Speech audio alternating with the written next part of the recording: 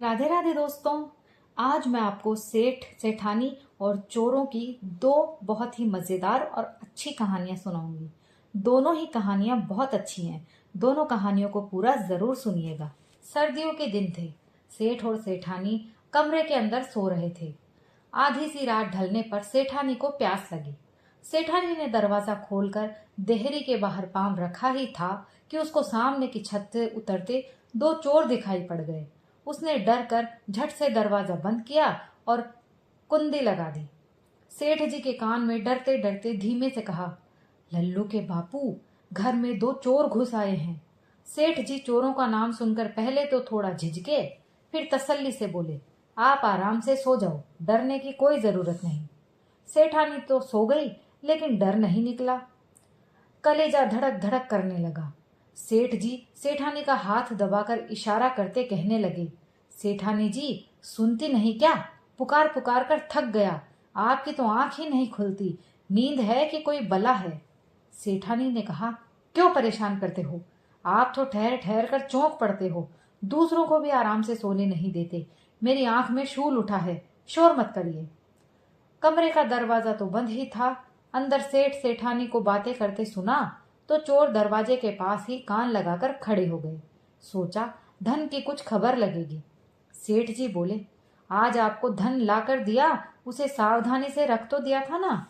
सेठानी नाराज होते बोली, आपको तो दिन रात धन ही धन सूझता है। आग लगा दो इस धन को, चैन से सोने भी नहीं देते। सेठ जी ने कहा, एक बार पूछने भर में आपको इतना गुस्सा क्यों आता है? धन कमाना बड़ा कठिन होता है। आपको पता नहीं चलता। एक दिन कमा कर तो लाओ। हजार हजार के नगीने जड़ी 4 अंगूठियां और 100 मोहरें आपके हाथों में थमाई थी। आप भी एक बार धन कमाकर मेरे हाथों में थमाकर तो दिखाओ। फिर चाहे पूरी रात मुझे सोने भी ना देना।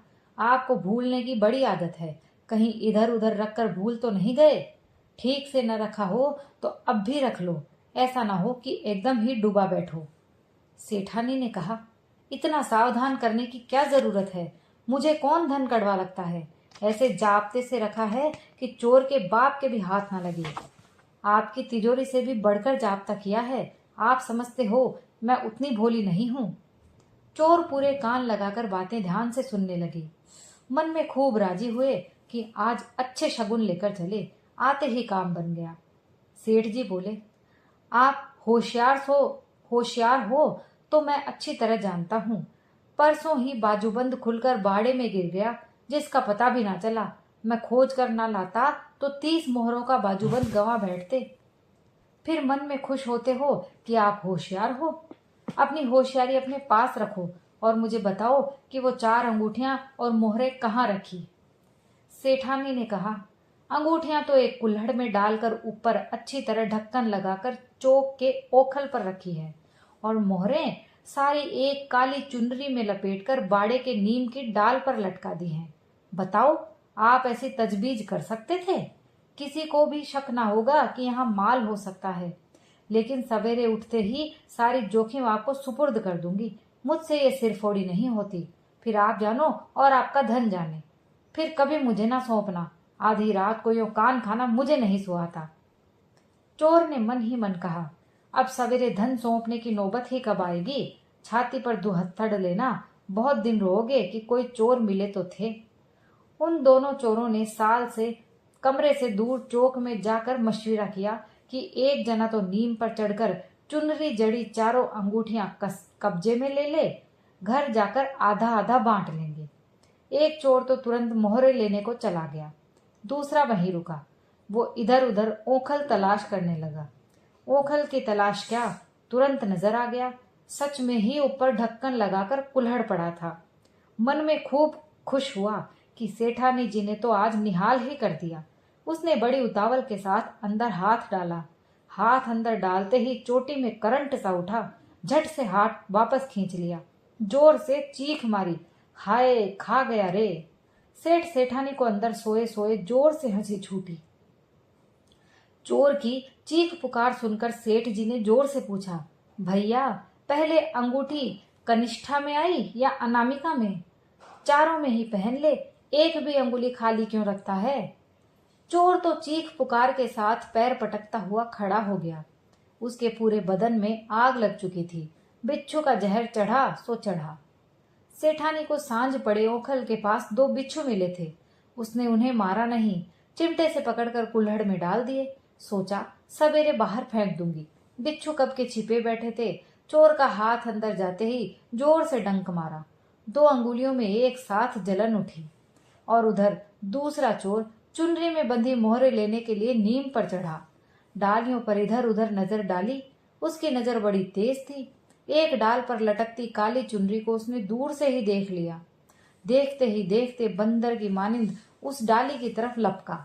सोचा सेठानी ने कैसी मुश्किल जगह मोहरे छिपाई, लेकिन वो भी उसका उस्ताद निकला।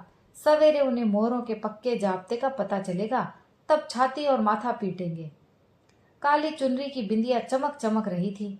चुनरी भी बिल्कुल नई लगती है, ये सोचकर चोर ने उस पोटली को मजबूती से पकड़कर जोर से झटका। झटका देते ही हजारों मधुमक्खियां उस पर टूट पड़ी। इस प्रकार छिड़ी हुई मधुमक्खियों ने उसे जगह जगह से डस लिया। नीम की डाली पर मधुमक्खियों का बड़ा सा छत्ता था। वो चांदनी रात में काली चुनरी की तरह अलग से चमक रहा था। चोर के झटका देते ही अचेते में छिड़ी मधुमक्खियां उससे चिमट गई। उसको डाली पर बैठे रहना मुश्किल हो गया। दोनों हाथों से मक्खियां उड़ाने को झपट्टे मारे कि वो धड़ाम से नीचे आ गिरा। गिरने की जोरदार आवाज सुनकर अंगूठियों वाले चोर ने झिड़कते हुए पूछा, अरे कौन गिरा, ये कौन गिरा? मोहरों वाले चोर ने कराहते हुए कहा, तुम्हारी जगह मैं गिरा हूं।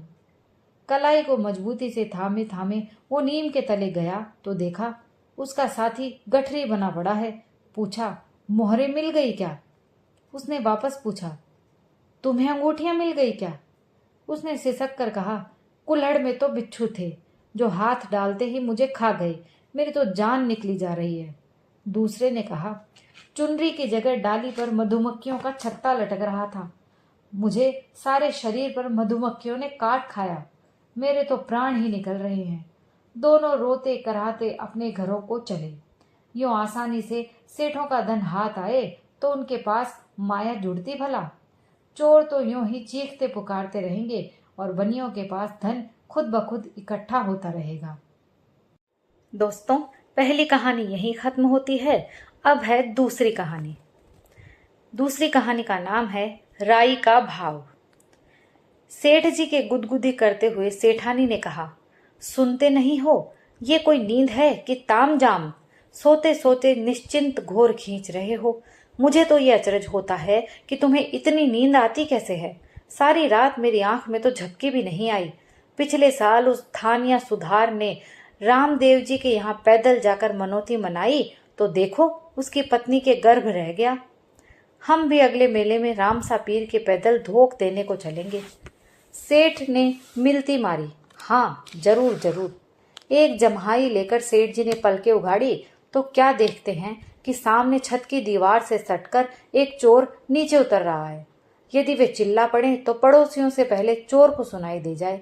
पड़ोसी आवे तब तो ये वापस भाग जाए या बेकार में मारे जाएं। अगर हल्ला करते ही वो दोनों का गला घोंट दे तो? ये सोचकर सेठ जी तो निश्चिंत पलंग पर सोते रहे। रामसा पीर को धोख देने की बात का रुख मोड़कर वे सेठानी से घर गृहस्थी की बात करने लगे। चोरों के ये परखी हुई बात है कि आधी रात ढलने पर सेठ सेठानी धन माल और जेवर गहनों की बातें किया करते हैं। वो ठीक तरह से युक्ति पूर्वक धीरे धीरे चलकर उनकी बातें सुनने के लिए तिवारे के कोने में छिपकर खड़ा हो गया। सेठ कहने लगे, हैं जी, राई की वे दोनों बोरियां तहखाने में ठीक तरह संभाल कर ताला लगा दिया क्या? सेठानी ने कहा, मैं तो बिल्कुल ही भूल गई। मुझे तो आजकल ध्यान ही नहीं रहता।